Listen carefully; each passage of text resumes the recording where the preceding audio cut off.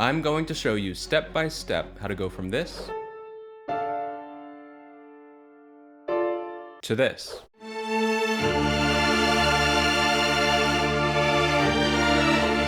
The orchestral strings only have 5 sections, but it's possible to turn a 4-note chord into a huge cinematic texture. We'll go through one step at a time, and by the end of this video, you'll be able to apply the same technique to your own music.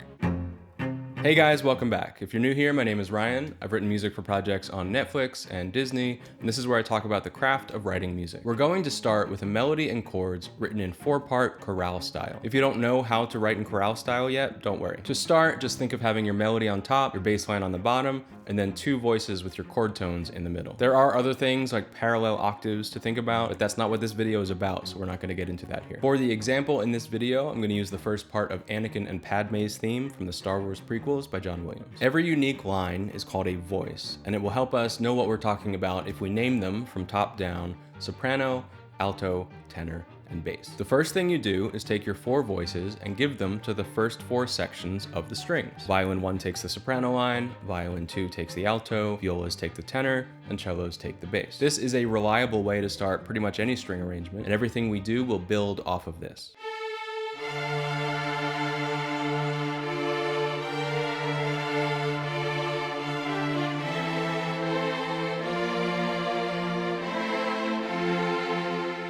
In the book Project Lessons in Orchestration, Arthur E. Heacox emphasizes the importance of filling in your middle to give your orchestration as much resonance as possible. So what he recommends we do is add a 5th voice to fill in any gaps in the middle of the chord. Sometimes there's a space between voices, so that's where you'd put the filler. And if there is no gap, you just double one of your other voices. Here, the orange line is the filler voice. Sometimes it's between the alto and tenor, sometimes it's between the tenor and bass, and in this part, I even use it to hold the A between the alto and soprano. Heacox says not to worry about parallel octaves or fifths between your other lines. The point here is not to create an independent counterpoint, but to fill in and add body to the chord. So what we do is give the soprano to the first violin, the alto and tenor to the second violins in divisi, the filler line to the viola, and the bass line to the cellos. Splitting the second violins into divisi means that half the players will play the alto line and the other half will play the tenor line. I really doubt you're going to hear much difference between this 5-voice version and the previous 4-voice scoring. The filler will come into play more as we expand outwards in the next steps.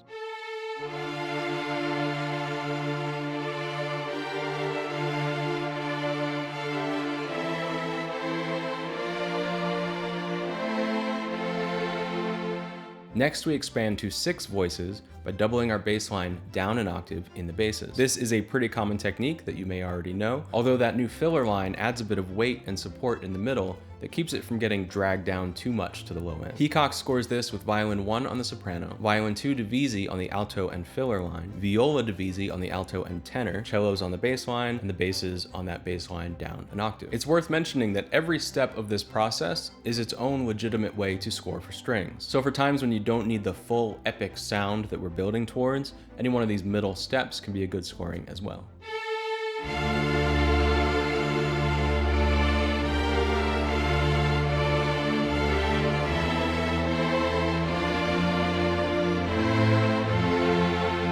Now for 7 voices, we do the opposite of the last step and expand upwards. We split the first violins into divisi and give them the soprano line plus the soprano line up an octave. Now we're really starting to get that cinematic sound. By the way, if you found any of this useful or interesting so far, please give the video a thumbs up. It really does help support the channel.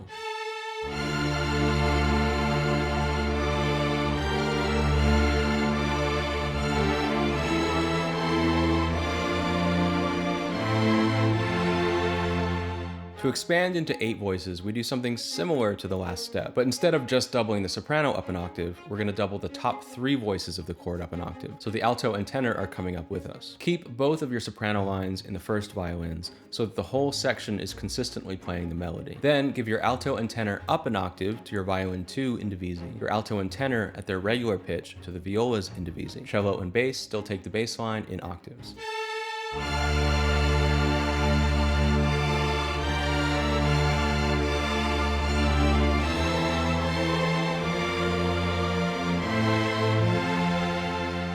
We're near the home stretch. For 9 voices, there are 2 options. The first is to take that 8-voice version and add back in our filler line to beef up the middle. Here, we break the cellos into divisi, splitting the sections into the tenor and bass lines. Then we give the alto and filler to our violas. Everything else stays the same as before.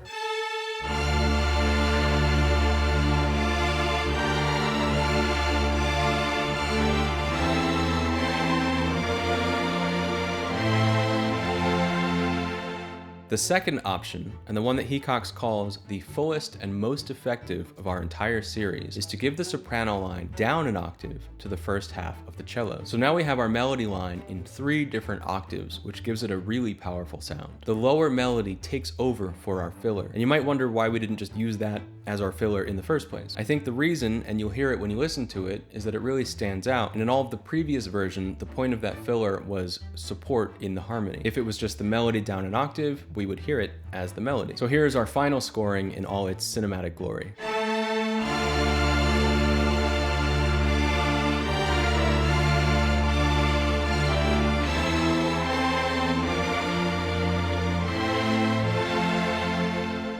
Another great technique to get a big and full sound in your orchestration is to write resonance parts in your other sections. Check out this video here where I talk about what resonance is and how to use it. Thanks for watching, and I will see you in the next one.